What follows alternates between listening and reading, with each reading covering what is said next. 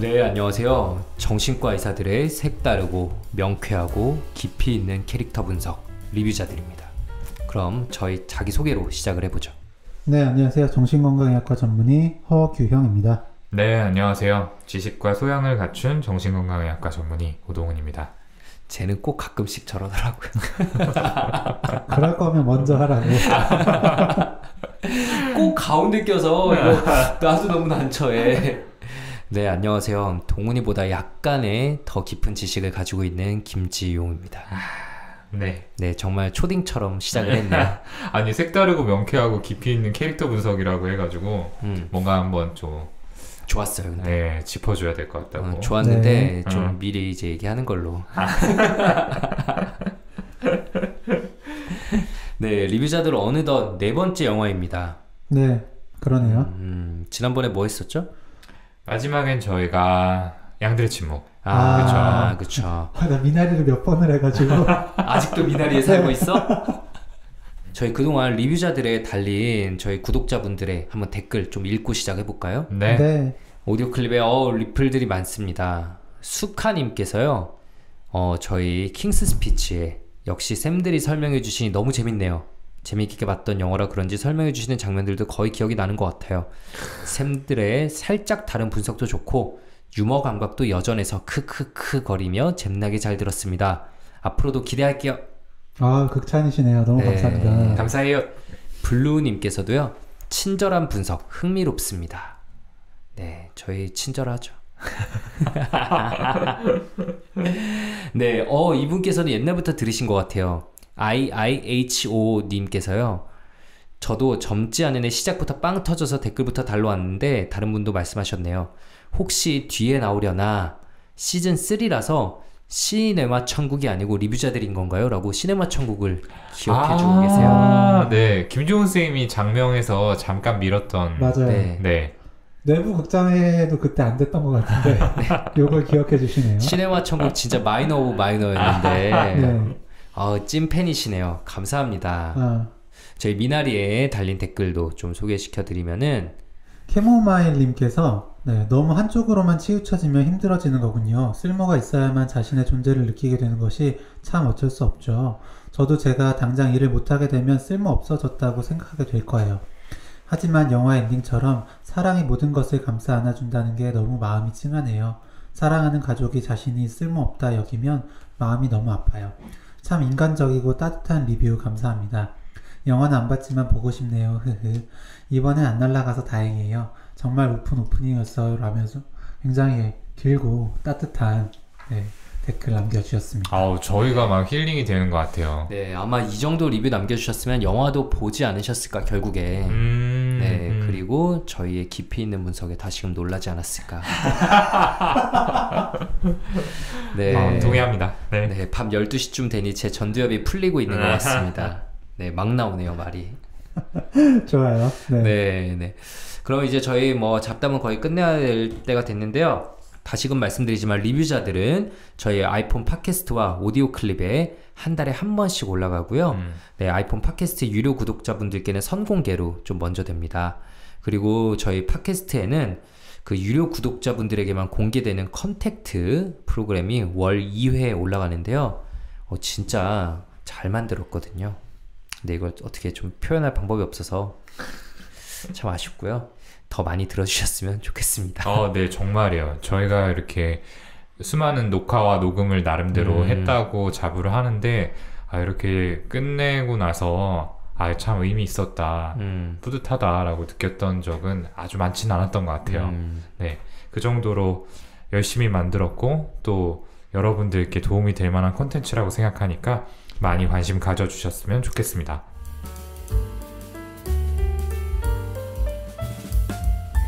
그럼 바로 시작하죠. 허경 선생님, 오늘의 영화는 뭐죠? 오늘의 영화는요, 블랙스완입니다. 네, 블랙스완 개봉한 지 10년이 지난 영화인데요. 그렇죠. 네, 어떤 영화인지 우리 영화 매니아, 영화 분석 전문가 오동훈 선생님께서 좀 설명 부탁드릴게요. 네, 블랙스완 정말 명작이죠. 네, 데런 아로노프스키 감독의 작품이고요. 나탈리 포트만이 주연을 맡아서 그 해에 영국 아카데미, 미국 아카데미 상 여우주연상을 휩쓴 작품입니다. 아, 탈만하죠. 네, 연기가 대단했죠. 와, 네, 진짜? 네. 네. 자, 간단하게 줄거리를 좀 말씀을 드리면은 니나라는 이름의 발레리나, 나탈리 포트만이 맡은 캐릭터인데요. 이 니나가 주인공입니다. 니나는 이제 발레단에서 항상 프리마돈나로 서기를 열망하는 굉장히 성실하고 다소 좀 강박적인 성격을 지닌 발레리나인데요. 이 니나가 새롭게 해석된 백조의 호수 공연에서 순수하고 가녀린 백조, 그리고 관능적이고 도발적인 흑조, 이 1인 2역의 캐스팅이 되게 됩니다. 그리고 이 역할을 완벽하게 해내고 싶은 욕망이 점점 니나의 안에서 커지면서 점점 집착이 되어가고 스스로를 파괴해가는 그 과정을 그리고 있는 영화가 바로 이 블랙스완이다. 이렇게 말씀을 드릴 수 있겠습니다. 네, 영화 설명 이렇게 해주셨는데 전 전체적인 그 구도가 되게 좋았던 것 같아요. 어쨌든 되게 극명하게 대비가 되잖아요. 백조, 흑조, 네, 이런 식으로 그렇고 거기 나온 인물들도 되게 대비가 잘 되고, 그렇죠. 그러면서 심리가 되게 좀 분명해 보이고, 맞아요. 그래서 저도 이해도 잘 되고 이해할 것도 좀 이야기 드릴 것도 좀 많은 그런 영화구나 그런 생각하면서 봤습니다.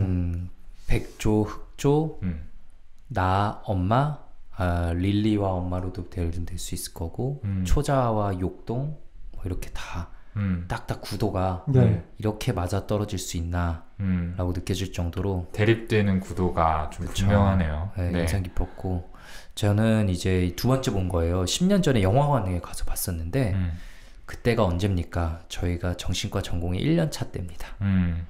새파란 전공의가 이제 정말 정신병원 안에 살고 있다가 영화관에 가서 그걸 봤는데 당신 직업병이 발동을 해서 봤어요. 그래서 와, 이거 정신병이 발병하는 과정을 이렇게 생생하게 그려놨구나 라면서 혼자 완전 몰입해가지고 집중해서 보면서 여기서 이렇게 프로드로말 페이지로 가고 여기서 액티브 페이지로 간 거였겠지 라고 혼자 해석하면서 지금은 와이프가 된 당시의 여자친구에게 막 되게 전문가인 양 막 설명을 하고 그랬었는데 이건 그런 영화야 라면서 10년 지나고 보니까 진짜 약간 이불킥 하고 싶은 심정이고요.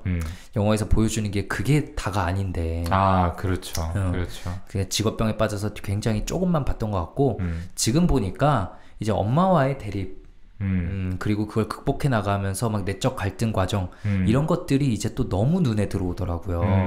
그리고 이게 지금 나의 직업병이겠구나 라는 생각이 들면서 동시에 또 하나 든 생각은 진짜 이 영화만큼은 우리보다 분석 잘할 사람은 없겠다. 부담스럽네요. 주영 형이 되게 요번 시즌 들어오면서 이런 말이 많이 늘었어. 아, 네. 그렇네요. 네. 왠지 알아요? 유료니까. 계속 이 광고를 해주는 거구나. 네. 근데 제가 아까 이제 읽어드린 영화 평이 이 네이버에 나와 있는 영화 소개를 이제 읽어드린 건데, 저는 꼭 후반부로 가면서 이제 보여지는 이 주인공 니나의 모습들이 파멸로 가는 길인가 라는 생각은 들더라고요. 저도요. 규환이도 그 말했죠. 네, 이게 정말 자기 파괴라고만 할 수 있을까? 역설적으로 좀 자유로워지는 과정이 아닐까? 뭐 이런 생각도 좀 들었는데, 우리 그 부분에 대해서도 좀 뒤쪽에 좀 말씀을 드려보면 좋을 것 같아요. 네. 그러면은 오늘 이제 영화의 흐름에 맞춰서 이야기를 오동훈 선생님께서 좀 진행을 해주시겠습니다. 자, 이제 영화가 시작이 이제 되면은 이제 주인공 니나의 모습이 나옵니다. 굉장히 연습을 열심히 하는 모습이 보여지고요. 다음에 나오는 게 등에 있는 의문의 상처가 잠시 클로즈업이 돼요. 그리고 엄마가 이 상처에 대해서 어떤 상처냐라고 묻자 아무것도 아니다 라고 하고 넘어가는 모습이 있죠. 네, 요게 일종의 좀 복선이 아니었나 생각이 들고요. 네. 그리고 이제 올해는 단장님이 좋은 역할을 줄 것 같다. 그때 엄마가 그래 너 몇 년째 굉장히 열심히 하지 않았냐 라는 그런 내용이 좀 나오죠. 너만큼 열심히 한 사람은 없잖아 이런 식의 대사들이 굉장히 좀 발레에 진심을 다해서 열정을 좀 불태우고 있다라는 거를 보여줬죠. 그 정말 발레의 진심이구나라는 걸 느낄 수 있고 영화 초반부터 계속 보이는 이 주인공의 모습이 약간 좀 어린아이 같은 느낌이 있어요. 네, 정말 발레의 진심인 뭐 여중생? 여고생? 이런 약간 느낌? 그 중학생에서 좀 머물러 있다라는 느낌이 있죠. 그래요, 맞아요. 여고생도 아니고 여중생 느낌. 그래요. 네, 그래서 그 다음 컷이 이제 니나가 그 극단으로 출근하는 그 장면인데, 출근하면서 그 베스가 기존에 프리마돈나 주연 배우였던 베스가 컴백한다는 그런 포스터가 붙어 있고, 그리고 이제 극단으로 들어가서 뭐 그 베스에 대해서 사람들이 막 뒷담화하는 걸 들어요. 나이가 많다. 뭐 언제까지 계속 할 거냐. 우린 그런 사람이 아니라 새로운 사람이 필요하다. 그런 얘기를 하면서 이제 샌프란시스코에서 온 릴리라는 그런 무용수가 등장을 하죠. 그렇죠. 근데 그 릴리를 사실 거기 출근길에서부터 뭔가 의식을 했잖아요. 맞아요. 지하철에서 약간 발레리나처럼 같은 체형의 사람이 보이니까 그걸 벌써 의식한 거예요. 그러니까 뭔가 마음속에 이렇게 타인에 대한 의식과 약간 불안, 경쟁 의식 같은 게 되게 심하다라는 걸 좀 느낄 수 있었고. 그리고 두 사람의 성격이 두 사람의 착장에서부터 드러나요. 이 니나는 그 출근할 때 출근 룩이 기억이 나실지 모르겠는데 굉장히 하얀색 자켓을 입고 뭔가 이렇게 백조의 깃털 같은 하얀색 머플러를 이렇게 목 끝까지 이렇게 올려가지고 두르고 있었어요. 다소 좀 답답해 보이는 그런 느낌을 주기까지 했었죠. 맞아요. 머리 스타일도 굉장히 단정하게 딱 이렇게 한치의 틀어짐이 없다라는 느낌이었고, 반면에 이제 릴리가 등장을 했을 때 릴리는 이렇게 그냥 가벼운 검은색 자켓 차림이고, 약간은 이제 가슴 부분을 이렇게 좀 드러낸 듯한 그런 차림이 일단 두 사람의 캐릭터 차이를 좀 반영하는 시사하는 그런 포인트가 아니었나 싶습니다. 둘의 피부 톤도 완전 다르고. 그렇죠. 굉장히 대비가 돼요. 그렇죠. 이제 후반부에도 나오겠지만 이제 백조와 흑조라는 그 대립 구도에 이제 맞는 이 두 사람이다라고 볼 수 있겠죠. 그래요. 하여튼 뭐 여기까지는 사실 두 사람의 관계에 대해서는 잘 안 나왔었고, 좀 인상 깊게 보였던 게 그 베스의 방에 들어가서 그 립스틱을 훔치게 되잖아요. 그 장면 좀 어떻게 보셨나요? 그쵸. 그러니까 베스가 이제 뭔가 그 자신 대신 다른 발레리나가 주연으로 발탁된다라는 사실을 듣고 화가 나서 이제 나가자 이제 그 분장실에 몰래 들어가서 베스의 물건 중에서 립스틱을 하나 훔치게 되는데, 이제 아무래도 이제 이 베스가 가지고 있던 주연 배우 프리마돈나의 자리를 굉장히 니나가 동경하고 있었다라는 점을 생각을 해보면은 이 자리를 좀 뺏고 싶은 그 심리가 그 사람의 물건을 가져오는 걸로 좀 대치되어 가지고 나타난 게 아닌가 라는 생각이 들고요. 뭐 동일시라는 어떤 방어 기제가 좀 작용이 되지 않았을까 싶어요. 자기가 동경하는 대상과 가까워지기 위해서 그 사람의 일부를 내가 좀 소유하는 식으로 행동을 하게 된 거죠. 좀 일종의 상징이 아니었나 싶기도 했어요. 나에게 없는 거, 나에게 그 사람에게 있지만 나에게 부족한 거를 가져오는 거.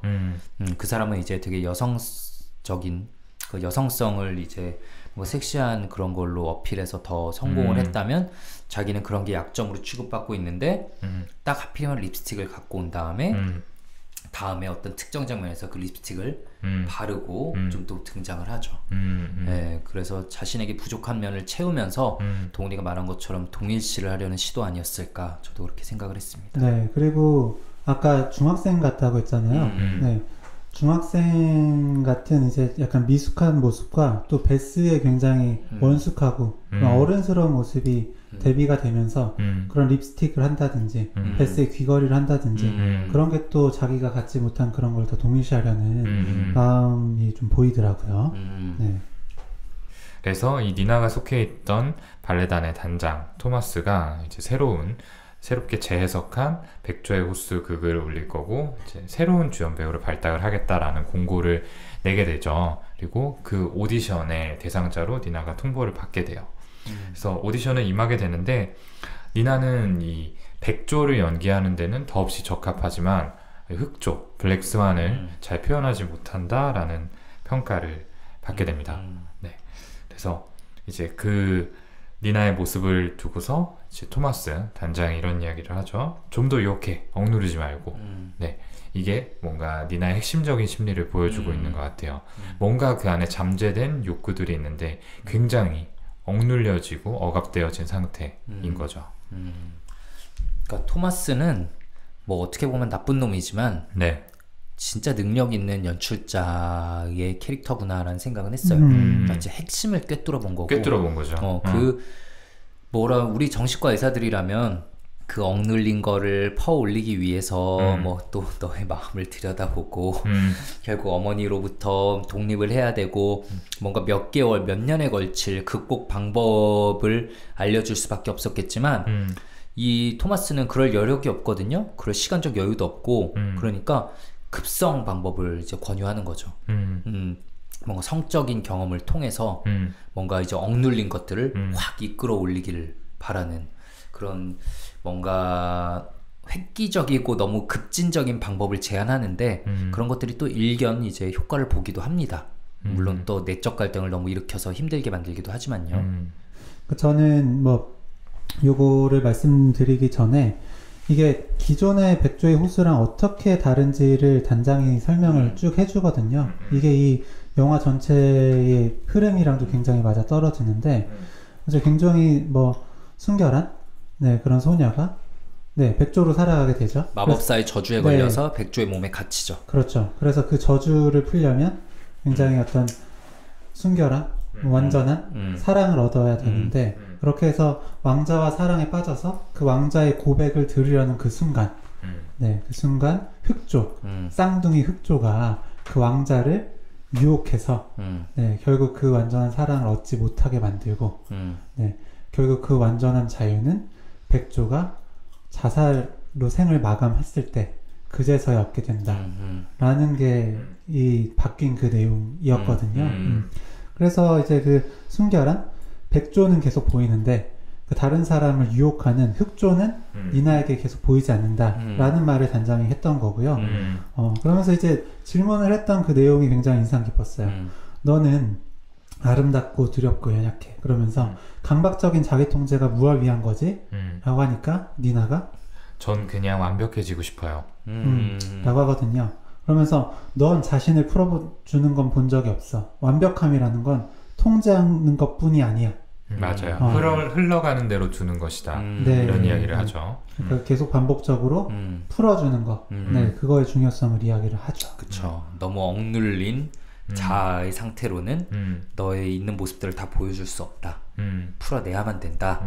라는 건데 그 억누르는 이제 정체가 뭐였는지는 바로 이제 영화에 계속 나오죠. 네, 맞습니다. 그렇게 해서 결국에 백조의 모습은 너무 완벽하게 보여주는데 흑조의 모습을 보여주지 않아서 결국 그 스완 퀸, 그러니까 프리마돈나의 역할을 못하게 될 위기에 처했어요.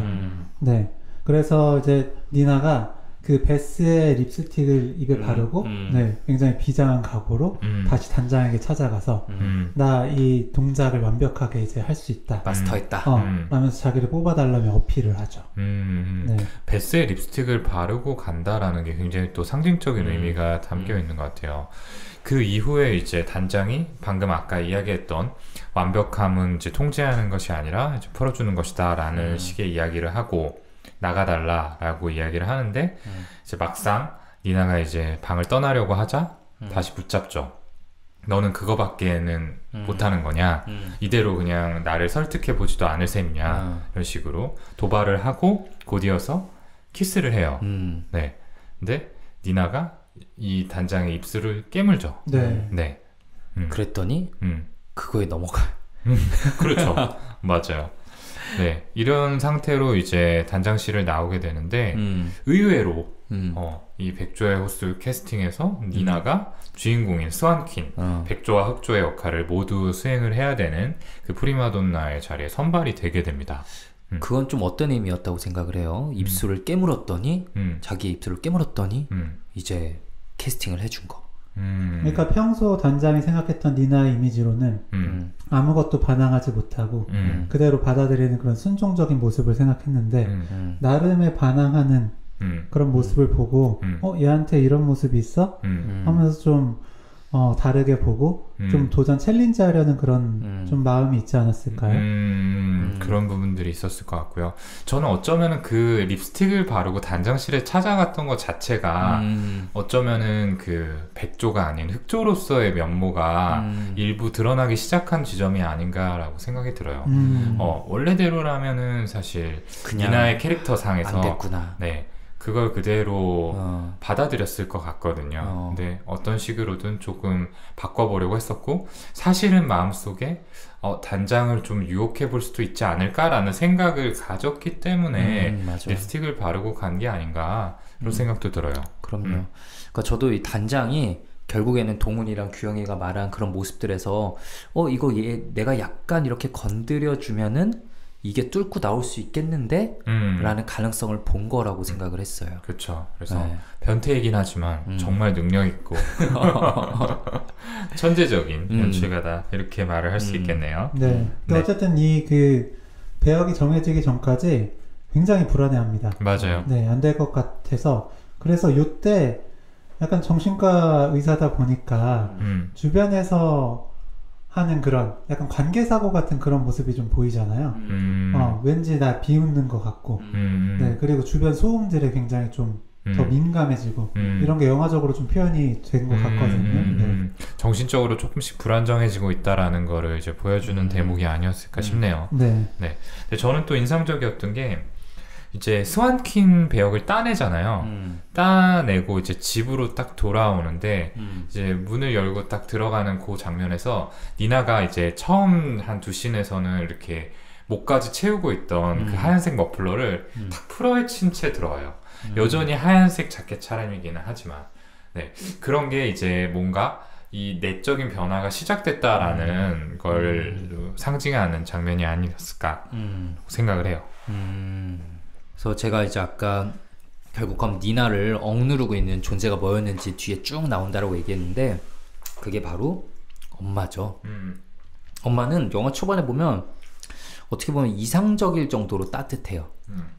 굉장히 아이를 위로하고 하나하나 섬세하게 대해주고 근데 보다가 제가 뭔가 위화감이 들어서 보니까 이거는 성인이 아닌 진짜 어린아이, 유치원이나 초등학생 갓 발레를 배우는 딸을 대하는 그런 엄마의 모습인 거죠. 그래서 나이에 비해 지나치게 딸을 어리게 대하고 좀 통제하는 모습이 나오는데 이거 진짜 약간 가스라이팅식이구나, 진짜 통제하는 거구나 라고 느끼는 장면이 이 스완퀸이 됐을 때 그 케이크 사운 장면에서 나오죠. 그렇죠. 네, 다 기억하시죠? 네. 엄마가 이제 스완퀸 배역을 따낸 걸 축하하자라고 하면서 굉장히 막 발레리나 모형이 올라가 있는 예쁜 케이크를 사오죠. 그 케이크도 진짜 소녀 취향이에요. 보면은. 네. 근데 그 케이크를 보고 니나가 난 먹고 싶지 않다라고 이야기를 하는데 한 번 더 권하더니 또 한 번 니나가 거절하자 갑자기 돌변을 해요. 그래서 얼굴 싹 굳어지면서 케이크 그냥 버릴게. 야, 이건 쓰레기야. 하면서. 굉장히 극단으로 좀 치닫는 거죠. 그랬더니 니나가 그걸 보고 맛있어 보여요. 황급히 좀 수습을 합니다. 네. 그러자 또 엄마가 다시 돌변해서 입에다가 이제 손가락으로 크림을 떠서 넣어주는 그런 장면이 나와요. 약간 공포영화 됐어요. 그러니까요. 진짜. 그러니까 그 전에 지용이 형이 얘기한 것처럼 약간의 위화감들을 느끼긴 했었지만, 그래 전반적으로는 너무 따뜻한 엄마다라고 생각을 했었는데, 그 돌변한 모습이 너무 무섭더라고요. 그러니까요. 그러니까 이 정도로 통제적인 어머니 밑에서는 자기 진짜 감정을 계속 억누르고 표현 못하는 그런 성격이 생기게 되는 거고요. 또한 이렇게 어린아이로 대하면 성장할 수가 없어요. 자아 역시 그 단계에 머무르게 되는 거죠. 그래서 당연히 성인이 되면은 뭐 친구들과 술 마시고 어울리고 뭐 성적인 좀 관계들도 뭐 가지고 흥미를 보이고 이런 것들이 극히 자연스러움에도 불구하고 마치 초등학생이나 중학생이 그런 건 있어서는 안 돼 라고 겁내하는 것처럼 다 피하는 모습을 보이게 되죠. 네. 또 통제하는 장면으로 인상 깊었던 게 그 초반에는 그렇게 니나가 좀 배역이 잘 안 된 것 같아서 상심하고 있을 때 니나가 직접 이야기하는 게 아니라 엄마가 단장한테 전화해서 뭐 컴플레인을 하잖아요. 네, 그런 부분. 그리고 뒤에 이제 파티 갔다 와서 직접 옷을 막 벗겨주고 등에 이제 상처를 본 다음에 너 아직 이런 못된 버릇 못 버렸구나 라면서 이제 막 혼내고 혼내면서 막 굉장히 그 신경질적으로 손톱을 막 깎아주는데 맞아요. 네, 또 손톱을 깎다가 피가 나니까 그걸 또 입으로 핥아주면서 굉장히 좀 그 이게 진짜 왔다 갔다 하는 네. 그러니까요. 그런 모습을 보면서 굉장히 통제하려는 그 모습이 소름 돋죠. 맞아요. 그러니까 그 엄마의 예측할 수 없는 반응들 이 굉장히 어린 니나를 불안하게 만들었을 거예요.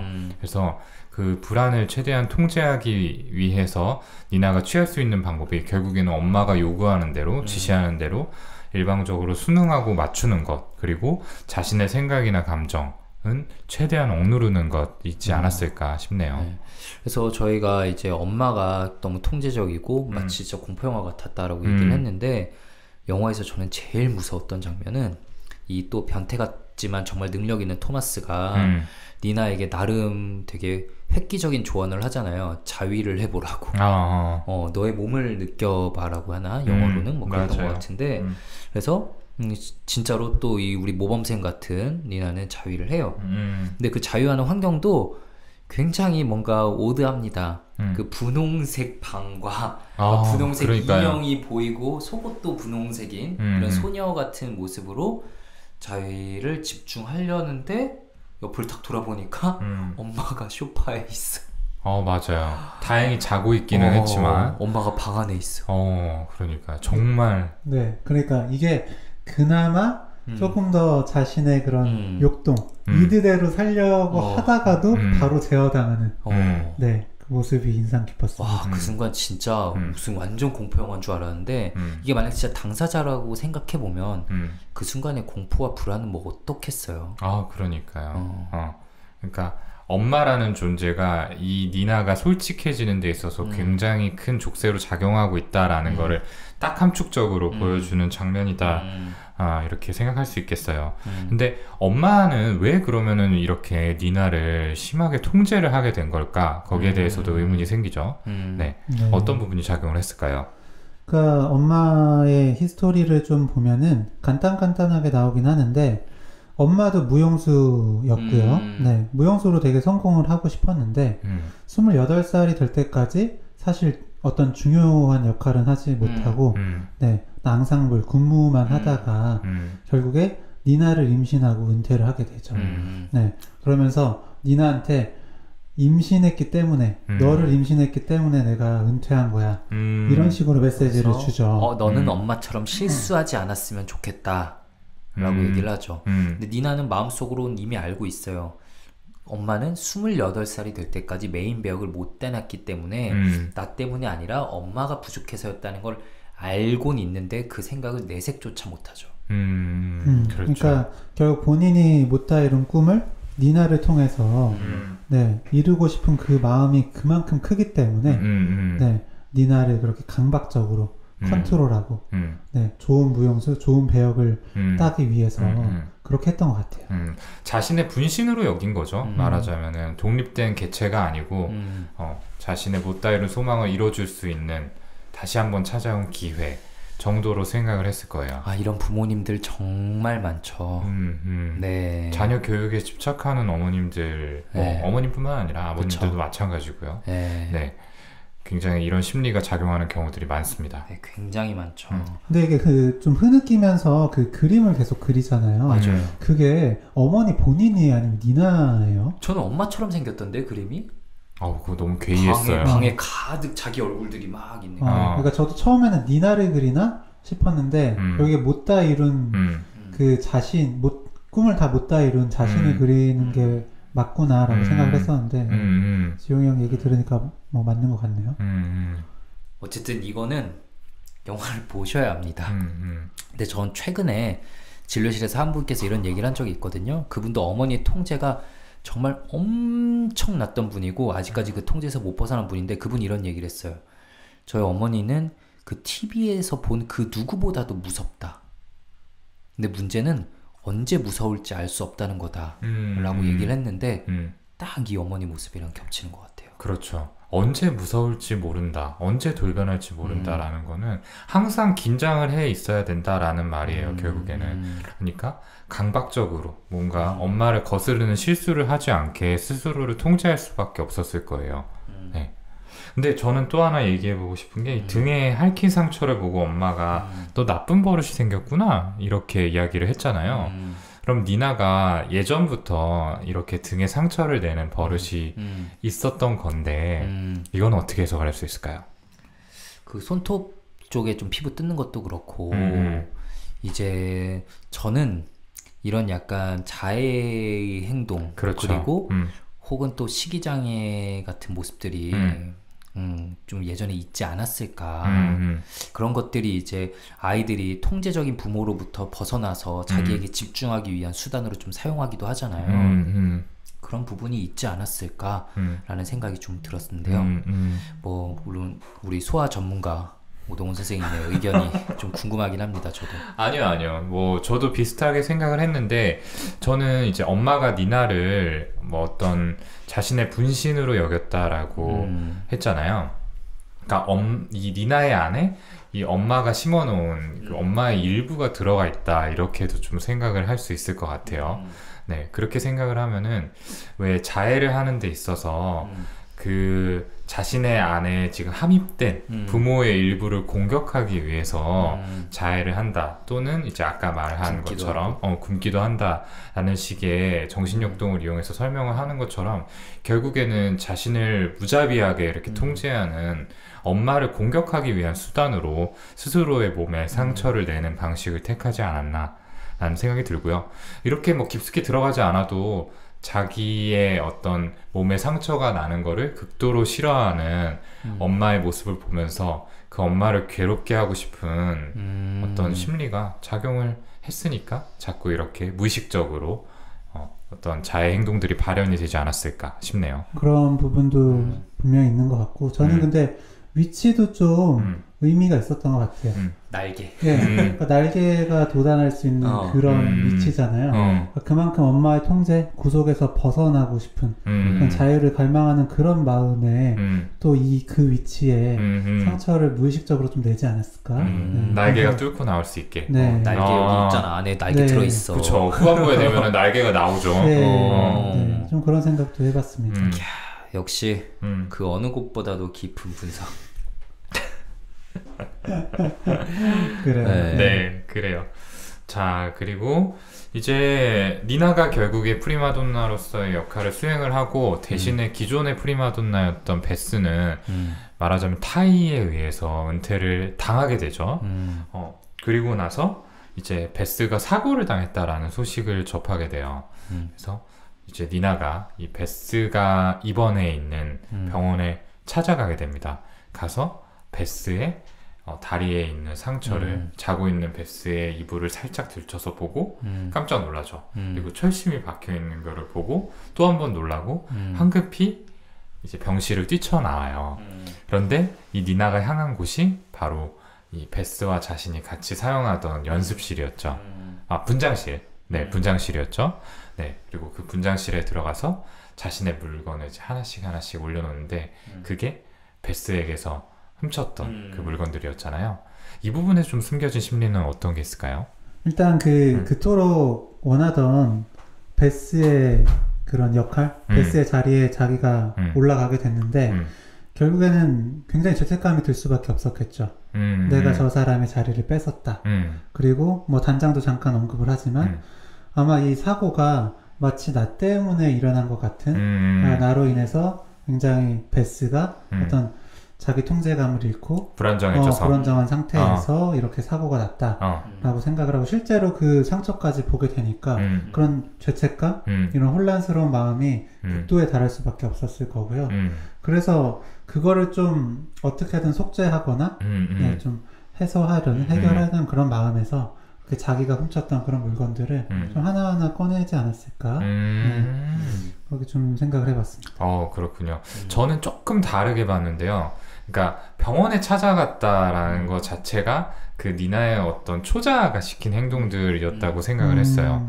그러니까 말씀하신 대로 그 나 때문에 베스가 불안정해져가지고 사고를 당했다는 데서 오는 죄책감, 네, 이거는 이제 어떤 초자아가 너는 이런 감정을 가져야만 해 라고 니나에게 강요하는 감정이 아니었을까라고 생각을 했고요. 실제로는 이제 베스가 다리를 이렇게 다쳐서 다시 무대에 설 수 없게 됐구나. 그러면 내 프리마돈나의 자리가 적어도 이 사람에게는 위협받지 않겠구나 라는 점에서 안도감을 느꼈을 거라고 생각을 해요. 그래서 베스의 물건을 당당하게 이제 내가 사용하는 나만의 분장실에 이렇게 탁 올려놓은 게 아닌가. 그럴 수도 있겠네요. 그러니까 이거는 이제 말하자면은 그 초자 안에 가려져 있는 어떤 욕동, 네, 이드가 시키는 행동들인 거죠. 멋있다, 둘 다.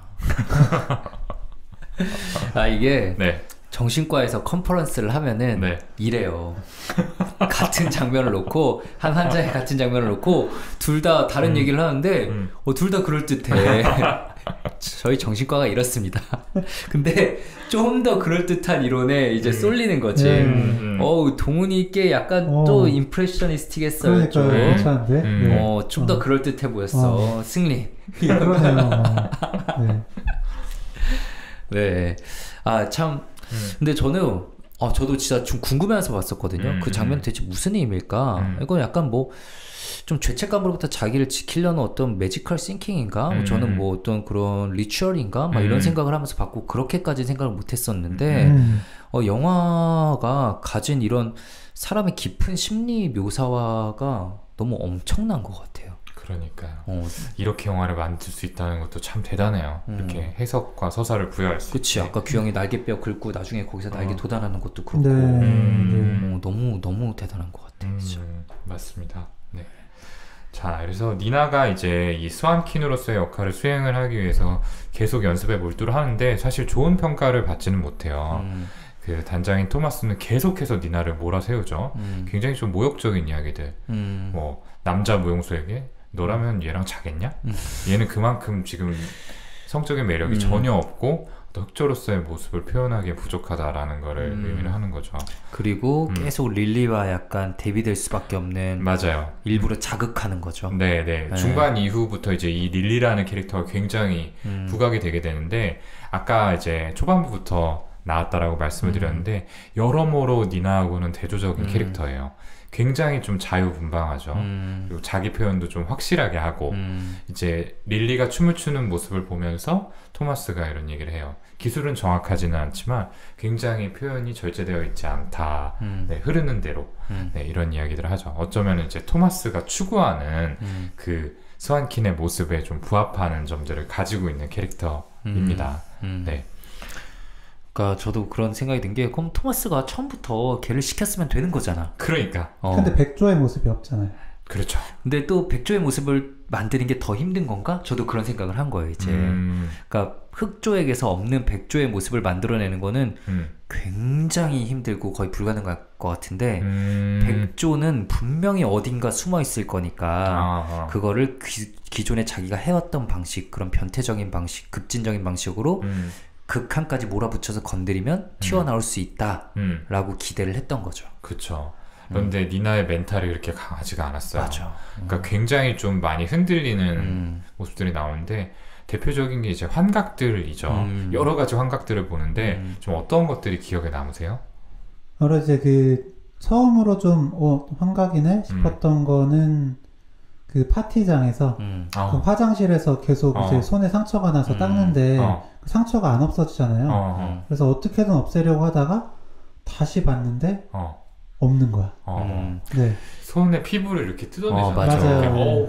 그리고 그 전부터 종종 있었어요. 어머니 방에 그 수많은 그림들 중에 하나가 씩 웃는 거. 맞아요. 그렇죠. 어쨌든 이런 완전 풀 사이코틱하다고 할 수는 없지만 약간씩은 이제 정신과 의사들 표현을 리얼리티가 깨져 있다고 하죠. 조금씩 지각이 뒤틀리는 거죠. 네, 현실과 이제 현실의 경계가 좀 모호해지는. 그쵸. 이런 게 계속되면은 이거 나중에 혹시 뭐 조현병이나 정신증으로 갈 수 있는 거 아니야? 라고 의심할 맞아요. 수 있을 만한 사인들이 약간씩 드러나요. 그쵸. 저는 그 욕조 안에서 이렇게 숨 참고 있는데 갑자기 그 엄마의 피가 뚝뚝 떨어지고 피가 뚝뚝 떨어지고 그 다음에 눈 탁 떴더니 그 회색조의 엄마가 이렇게 내려다보고 있는 네, 정말 소름이었습니다. 맞아요. 네. 그러니까 이렇게 강하게 몰아붙이는, 그러니까 안 그래도 정말 스트레스풀한 상황이죠. 기존에 큰 배역을 맡은 적이 없었는데 처음으로 큰 배역을 맡았고 완전 다른 두 가지 자아를 연기해야 되고 게다가 위에서는 엄청나게 내가 해보지 않은 방식으로 나를 푸시하고 있는데 아까도 말씀드렸다시피 엄마의 통제를 받아왔기에 이 아이의 자아는 아직 작고 연약해요. 그렇기 때문에 그 압박들에 막 짓눌리면서 자아가 약간씩 깨지면서 균열이 나오고 그럴 때 이런 환각적인 증상들을 경험하는 거죠. 맞습니다. 네. 자, 이제 릴리에 대한 이야기도 좀 해볼게요. 릴리가 이제 니나가 은연중에 좀 견제를 하고 있는 상태에서 몇 가지 이제 뭐 좋아하게 되는 장면들이 나오는데 뭐 토마스에게 니나가 좀 많이 힘들어하니까 좀 잘해줘라 라는 식의 이야기를 하죠. 일견선의에서 보이는 행동이라고 생각이 되는데 니나는 또 굉장히 예민하게 반응을 하게 되고요. 그래서 릴리가 그날 밤에 난 사과를 하고 싶다라고 하면서 집에 찾아오게 됩니다. 네, 여기서 이제 엄마가 먼저 릴리를 돌려보내려고 하지만 니나가 엄마를 제지를 하죠. 그래서 무슨 일이냐 라고 나가서 이야기를 하고 엄마가 릴리와 이제 니나가 이야기를 하고 있는 상황에서도 내일 연습이니까 들어와.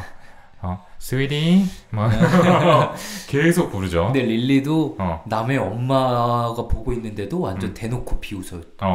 저 뭐 하는 거야? 약간 이런 식으로. 그리고 니네 엄마 진짜 세다 라는 걸 엄마 논전에서 얘기하잖아요. 니네 엄마 진짜 이상하다. 그렇죠. 네, 니네 엄마 진짜 세다. 맞아, 그런 대사가 나와요. 근데 결국에는 엄마가 상징하는 거는 니나의 초자하고 릴리가 상징하는 거는 니나의 이드. 그렇죠. 욕동이다라고 생각을 해보면 이드가 초자를 향해서 니네 너 정말 세다 라고 이야기를 하고 있는 상황이니까 그것도 굉장히 잘 맞아 떨어진다라는 생각이 들어요. 네, 근데 여기서 처음으로 욕동의 편에 완전히 손을 들죠. 그렇죠. 네. 내일 연습인데. 몰라 하면서 그냥 나가버리는 거죠. 네, 저는 그래서 일단 그 따라서 술 마시러 가는 모습이 괜찮아 보였어요. 그쵸. 우리 진료실에서는 잘했다고 할 만한 장면이거든요. 그렇죠. 네. 그렇죠. 근데 이제 다만 좀 많이 갔죠. 한 번 갔을 때 중간에서 또 그런 에고가 좀 잡아줘야 되는데 에고의 그 어떤 기능이 너무 약한 거죠. 약해져 있다 보니까 이제 중간이 없어.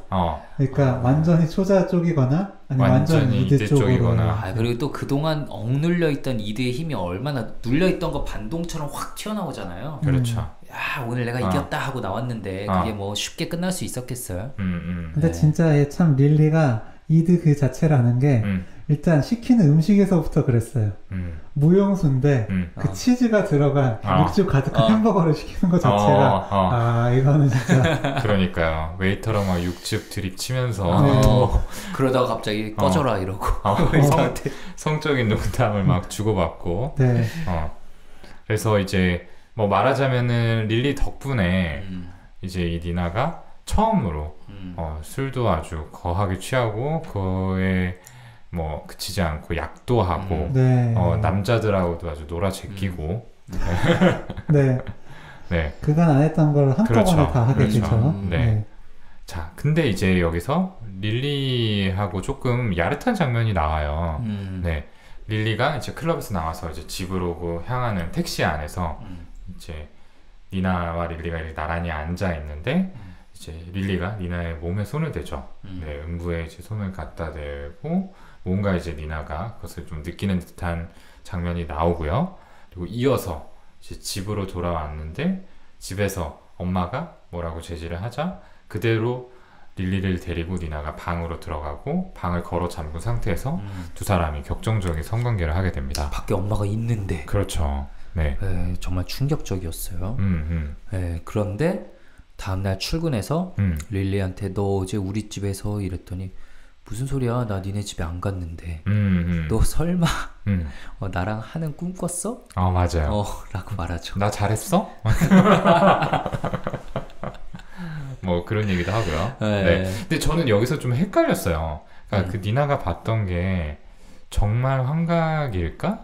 아니면은 릴리가 일부러 계획적으로 니나를 뭔가 곤란하게 공경에 처하게 하려고, 그리고 다음날 자기가 뭐 주연 배우 역할을 더 따내려고. 그렇죠. 왜냐하면은 니나가 늦게 일어나서 이제 연습실에 도착을 했을 때 자신의 역할을 릴리가 하고 있는 장면을 보게 되잖아요. 근데 저는 이거는 좀 환각이지 않을까 싶었어요. 일단은 술도 하고 약도 했고, 그렇죠. 거기서 이제 릴리와 완전히 몸을 그렇게 뒤섞은 거는 정말로 이드와 더 자아가 완전히 한편이 되고 싶은 그런 욕망을 보여주는 게 아닌가. 그렇죠. 처자 앞에서 대놓고 놀리는 거죠. 그러니까 엄마 앞에서 완전 방문 하나만 건너면 소리 다 들리는데 그런 막 성관계를 했다는 거는 초자한테 대놓고 놀리는 거예요. 이제 우리는 완전 한 팀이고 너는 이제 넘볼 생각하지 마 라는 그런 무의식적인 욕망이 꿈에서 그렇게 딱 대놓고 표출된 게 아닌가 라고 생각을 해봤습니다. 네, 저도 환각에 더 가깝다고 생각을 했는데 일단 기본적으로 처음 그 클럽에서 나와서 집으로 가게 되는 이유가 환청이 너무 심해서 리를걸 니나 하는 소리가 너무 커서 나오게 된 거잖아요. 그렇죠. 네. 그때부터 이제 그런 경계가 무너졌고 이후에 그런 아침에 일어날 때까지의 경험들은 대부분이 환각이지 않았을까 싶습니다. 맞아요. 그럴 가능성이 높겠죠. 네. 근데 어쨌든 이 클럽에서 술을 마시고 엑스터시를 한 걸 기점으로 조금 더 니나의 어떤 자아가 급속도로 무너지는 듯한 느낌이 들어요. 네. 근데 이게 진짜 실제 환자분들도 그렇거든요. 이런 정신증 쪽에 병이 발병하려는 분들이 약간 위험성이 있던 분이 이런 약물이 들어가면 더 확 그게 진행이 되잖아요. 맞아요. 네. 그래서 제가 10년 전에 그렇게 꽂혔습니다. 네. 이거구나. 이거 레알이다. 그래서 이제 니나가 더 좀 무너지기 시작한다라는 것들은 이제 조금 더 이렇게 셀프 컨트롤이 잘 되지 않는 모습들이 나오기 때문인데요. 어떤 그동안 이제 자신을 둘러싸고 있던 그 엄마의 굴레를 조금 더 이제 노골적으로 이제 부수려는 시도들을 하게 돼요.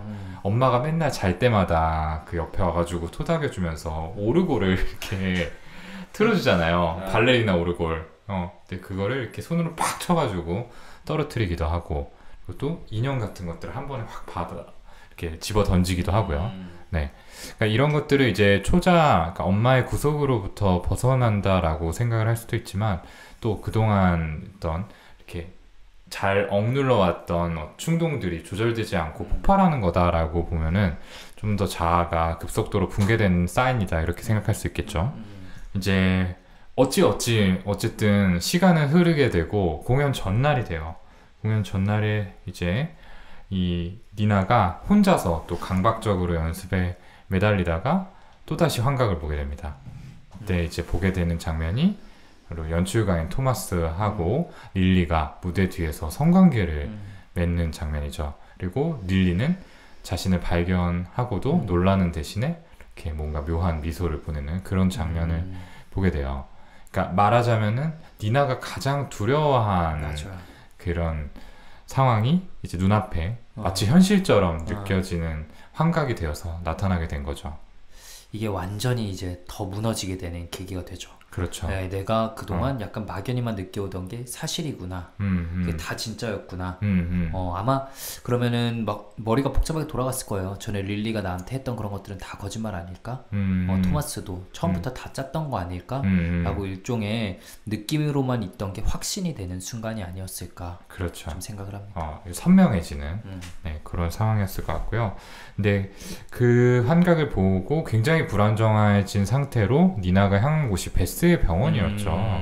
가서 베스한테 이제서야 당신의 마음을 이해한다, 릴리가 내 자리를 뺏을까봐 너무 두렵다라고 하면서 물건들을 이렇게 돌려주게 됩니다. 이 물건을 돌려주는 건 어떤 의미일까요? 너무 어려워요, 교수님. 계속 문제 내는 것 같아요. 허경 선생님이 좀 대답해보지. 근데 이거도 저는 크게 봤을 때는 좀 내 마음 합리화하려는 것 같아요. 네, 그러니까 결국에는 빼앗겼다라고 내가 진짜 내 배역을 빼앗겼구나 라고 생각하고 지금 무너져 있는 상태잖아요. 그렇죠. 네, 그러니까 내가 정말로 이 사람을 빼앗은 게 맞구나.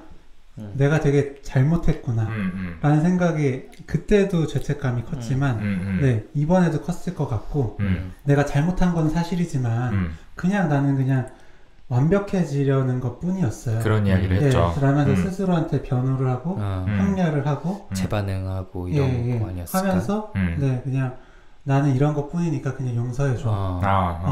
나를 용서해주면 내가 좀 편해질 수 있으니까 하면서 그 용서하려는 그런 행위? 근데 그게 그 훔쳤던 물건을 돌려주는 그런 거 아니었을까요? 언두잉하고 그렇죠. 그런 느낌이었던 것 같아요. 언두잉의 느낌이 있네요. 확실히. 네. 그런데 이제 베스 역시 이제 뭐 환각이었겠죠 아마. 네. 돌려받은 물건으로 막 얼굴을 찌르고 죄책감을 더 키워. 불 끌어갔는데 불이 더 불타서 돌아오죠. 그러니까요. 네. 근데 진짜 이게 환각이었겠고 환각 연기일 텐데 이때 이 베스, 이 위노나 라이더의 연기가 진짜 대박이었던 것 같아요. 네. 마치 약간 조커 같기도 하고. 그러니까 또 드는 게 환각을 보시는 분들 얼마나 힘들까. 그러니까요. 정말 무서웠어요. 근데 네. 그래서 정말 불안정한 상태로 다시 한번 말하지만 몹시 불안정한 상태로 베스의 병원에 나와서 이제 집에 도착을 하게 되고요. 집에 가서 이제 거울을 딱 보게 되는데 계속해서 내가 상처를 냈던 그 날개의 뼈 그 위에서 뭔가가 돋아나려는 환각을 보게 됩니다. 뭔가 바늘 같은 게 올라오나? 라고 했는데 뽑아보니까 깃털. 검은색 깃털이었죠. 그리고 이제 날개가 그 살을 뚫고 돋아나는 환각을 거울 속에서 보고 그 다음에 완전히 쓰러지게 됩니다. 그리고 다음날 늦잠 자고 일어났는데 엄마가 옆에 있고 엄마가 너 아프다고 공연 안 간다고 말해놨다. 하지 마라 라고 얘기를 하죠. 뭐가 맞는 건지 모르겠더라고요. 근데 저는 뭐 엄마의 이런 선택이 뭐 맞을 수도 있다고 생각하는데 일단은 니나한테 물어봤어야 된다고. 그렇죠. 그치. 너 좀 이러이러해 보이는데 할 수 있을 것 같아? 없을 것 같아? 네 생각이 어때를 물어봤어야 되지 않을까요? 일생일대의 순간인데. 그렇죠. 그러니까 사실은 니나를 위한다는 명목으로 결국에는 니나를 자기 통제 안에 두려고 하는 그런 마음이 좀 크게 작용을 하지 않았을까 싶어요. 엄마 마음도 이해는 가요. 뭐 애가 갑자기 막 환각 보는 것 같고 뭐 이상한 행동하고 이러면은 지금 공연이 대수냐 안 가는 게 필요하다라고 아이를 보호하기 위한 결정을 할 수는 있다고 생각하는데 규영이 말처럼 물어는 봤어야지. 그러니까요. 그러니까 계속 반복적으로 엄마가 이야기하는 게 네가 그 공연을 연습하기 시작하면서 뭔가 사랑스러운 내 딸은 없어져 버렸다 라는 식의 이야기를 하잖아요.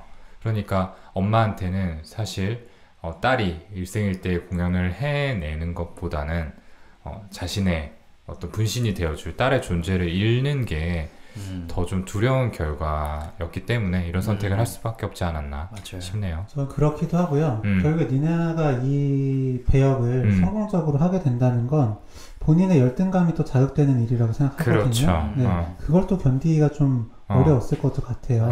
그래서 조금 니나가 힘들어하고 못하는 것 같으면 이거는 너한테는 사실 너무 큰 배역이야. 하지마.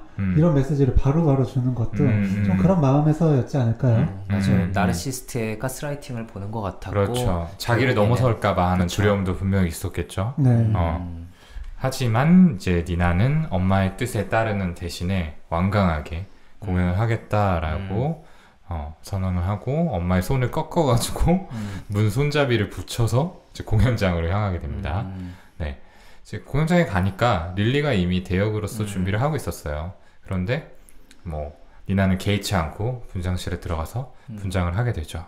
저는 이 부분이 제일 좋았는데 딱 단장이 정해졌어. 릴리가 하기로 했어. 라고 했을 때 베스 이후로 또 다른 논란거리가 필요해요? 저 여기 있어요. 제가 해요. 라고 딱 이야기를 하거든요.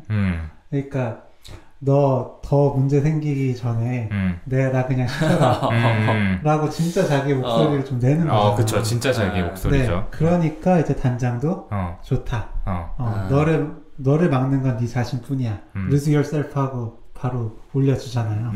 네, 이 부분이 저는 너무 약간 좀 카타르시스가 느껴지더라고요. 되게 혼란스러운 상태이긴 하지만. 맞아요. 근데 참 이 장면을 해석하는 게 뭔가 저도 이제 그런 마음이 있었고, 또 한편으로는 뭔가 완전히 이 니나의 자아가 분열되어 버렸다? 이런 느낌도 있었어요. 그렇긴 하죠. 네. 기존의 니나와는 전혀 다른 모습의 또 하나의 니나가 그 안에서 자라났고, 이제 흑조로서 뭐 자리를 잡겠구나. 이런 식의 생각이 좀 들기도 했습니다. 그렇죠. 그러니까 그 연출가는 결국 자기가 원하는 모습대로 된 거니까 그렇죠. 오케이다 했는데 아까 동훈이도 말했다시피 이 두 개의 자아를 왔다 갔다 번갈아 하면서 통제하기에는 너무 연약했던 거죠. 맞아요. 사실은 이 두 가지 일면을 하나로 통합할 수 있고, 이럴 때는 이렇게, 저럴 때는 저렇게, 중심을 잃지 않고 이렇게 달라질 수 있으면 제일 좋을 텐데, 그거를 이제 감당하지를 못하니까 결국에는 정신의 분열, 말하자면 예전에 우리가 조현병을 정신분열병이라고 불렀던 것처럼 그런 이제 현상이 일어난 거 아닐까 싶어요. 가끔 그런 소식도 들려오잖아요. 뭐 헐리우드나 영화계에서 어떤 영화의 배역을 맡았던 사람이 이후로 그 배역에 너무 심취한 나머지 뭐 좀 우울감이 오고 정신질환을 앓다가 뭐 극단적인 선택도 하고 뭐 이런 얘기들 나오잖아요. 그런 분들도 역시 굉장히 섬세하고 능력 있는 분들이었지만 그런 환경 자체가 너무 스트레스풀한 거 아닌가. 그렇죠. 현실 검증력을 잃게 만드는 거죠. 그런 중압감과 스트레스 같은 것들이. 그래요. 그래서 정말 이제 공연을 이제 시작을 하는데, 처음에는 좀 긴장한 듯한 모습도 보이고 실수도 있어요. 네, 중간에 이제 그 릴리가 뭔가 왕자 역을 맡은 무용수와 이제 무대 뒤에서 밀회를 나누고 있는 모습을 또 보게 되죠. 그래서 뭔가 나의 상대역을 좀 빼앗겼다라는 느낌을 받고, 그것 때문에 좀 불안정해진 상태에서 뭔가 추락하는 그런 실수를 저지르기도 해요. 그러니까 이제 백조의 모습으로 그러니까 본인이 원래 굉장히 잘할 수 있는 그렇죠. 네, 그런 파트에서 실수를 하고 네, 굉장히 불안해지죠. 네, 그 상황에서 이제 분장실로 돌아왔는데 릴리가 약간 비웃는 아마 이것도 환각일 텐데 그렇죠. 환각이었죠. 네, 100% 환각이었죠. 그 모습을 보고 둘이 몸싸움을 하게 됩니다. 그러다가 실수 반 고의 반 정도로 릴리를 해쳐요. 네. 그래서 릴리의 사체를 이제 분장실 구석에 넣어놓고 나가서 흑조 연기를 완벽하게 해냅니다. 그러니까요. 완벽하게 해내요.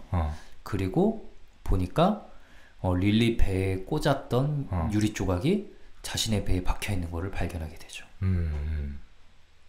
되게 함축적인 장면이에요.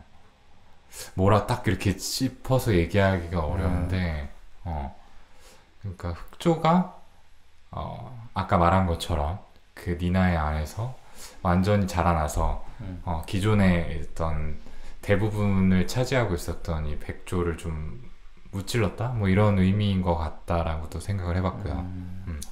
그러니까 뭐 결국 사실 정신질환적으로 뇌과학적으로 보자면은 그 정신증이 정말 극도로 심해진 상황이라서 이렇게 할 수 있죠. 정말 현실 검증력이 완전히 무너지면은 정말 혼란스러운 모습을 보일 수 있는데 그 상황에 주어지는 중압감, 스트레스라는 게 그렇게까지 몰고 갈 수 있지 않을까라는 생각도 들었고요. 참 해석이 뭐 분분하겠지만 그냥 그 당시에는 완전히 무너졌다 정도로 볼 수 있지 않을까라는 생각도 들고 근데 또 역설적으로 완전히 무너진 상태에서 최고의 연기를 해냈다는 게 이 영화가 갖는 약간 뭔가 이중적인 메시지 아니겠어요? 그러니까 음. 우리가 아까 말한 마지막에 이 사람이 결국 무너진 거냐, 아니면은 뭔가 하나의 성과를 이뤄낸 거냐라고 할 때, 참 뭐 하나 고르기가 힘들잖아요. 그래요. 저는 개인적으로는 일단은 그 흑조 연기를 하는 나탈리 포트만, 이게 백조 연기하던 그 사람이 맞나? 그게 정말 믿기지 않을 정도로 진짜 제가 보기에도 완벽하더라고요. 표정이나 몸 쓰는 거 이런 게 너무나 달랐고요. 저는 좀 통합 쪽에 가까운 게 이제 마지막에 자살하면서 뛰어내리는데 그때 그 배에 그 다쳤던 그 유리 조각 때문에 하얀색 발레복이 이제 빨갛게 물들잖아요. 네. 그런 모습으로 이제 뛰어내리는데 그게 저는 약간의 통합 같았어요. 그러니까 흰 백조의 모습이랑 빨갛게 약간 물든 약간 흑조를 좀 대변해주는 그런 모습이 그래도 그 안에서 좀 통합이 되었구나. 네. 그러면서 마지막에 완벽했다 라고 한 게 좀 통합된 걸로 저는 더 보기는 했습니다. 그러니까 이 영화는 계속 영화 내내 이 현실과 그 영화의 시나리오가 계속 겹치잖아요. 흑조, 백조 막 이런 것들이 겹치잖아요. 근데 결국 마지막 순간에 그 결론도 결국 한번 겹치지 않을까 생각을 했어요. 그 영국 백조의 호수에서 자살을 하지만 그 자살로 끝나는 게 아니라 그걸 통해 진정한 자유, 이제 속박에서 벗어나게 되는 거잖아요. 그러니까 이 영화에서도 그렇게 마치 죽는 듯한, 완전히 추락하는 듯한 결말이 됐지만 그 진정한 자유, 이제는 정말 자기를 구속하던 초자, 그리고 또 자기를 완전히 잡아삼키던 욕동, 이런 거를 좀 벗어나서 자아가 자유를 얻은 모습을 보여주는 게 아닌가 생각은 했는데, 정신과 의사 입장으로 이렇게 병이 생겼으면 일단 입원 치료해야 될 것 같고 네, 뭐 이런 생각도 들고. 그쵸. 어쨌든 풀블로운 사이코시스의 상태이지 않았을까, 마지막에는. 그렇죠. 네, 그렇죠. 그런 생각이 들고요. 맞아요. 두 가지 의미가 다 있는 것 같아요. 네. 자, 좋습니다. 지금까지 이제 블랙스완, 나탈리 포트만 주연의 2010년 작품인 블랙스완을 가지고 이야기를 해봤는데, 저희가 중간중간에 계속 이제 감탄하는 뭔가 소리도 내고, 정말 대단하다라는 이야기도 많이 했는데, 정말 여운도 많이 남고, 정말 큰 감흥을 주는 작품이었던 것 같아요. 네, 저희가 이제 뭔가 이야기를 통해서 최대한 많은 것들을 담으려고 했지만, 또 영화를 보지 않으면은 이게 100% 전달되지 않는 부분들이 있기 때문에, 아직 영화를 좀 접하시지 않은 분이라면은 이 기회에 이 영화만큼은 꼭 보셨으면 하는 마음이에요. 네, 저희가 뭐 리뷰자들 앞으로도 좋은 영화를 할 거고 이미 또 좋은 영화 몇 편을 소개했었지만, 저는 아마 단연코 이게 가장 뭔가 심리적인 묘사나 그 좀 해석할 수 있는 여지는 가장 많은 작품이며, 저희도 그런 부분을 오늘 가장 많이 썰을 풀어내지 않았나 좀 생각을 합니다. 좋습니다. 여러분에게도 정말 유익하고 흥미로운 시간이었기를 바라고요. 저희는 다음 시간에 더 많은 이야기를 들려드릴 수 있는 작품 열심히 찾아서 다시 찾아오도록 하겠습니다. 감사합니다. 감사합니다.